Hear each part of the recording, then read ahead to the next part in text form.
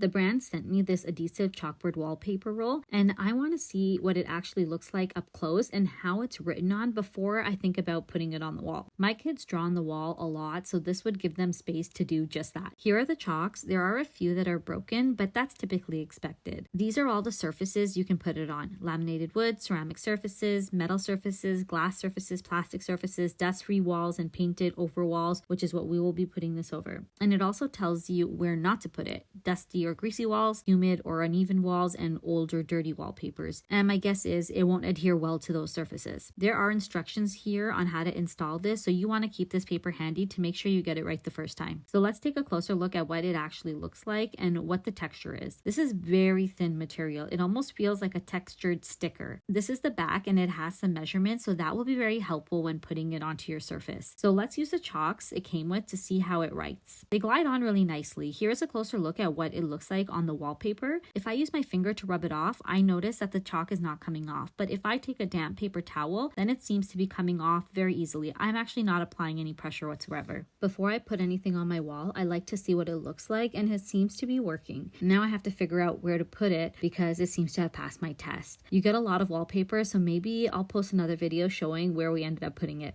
I think you'll like it.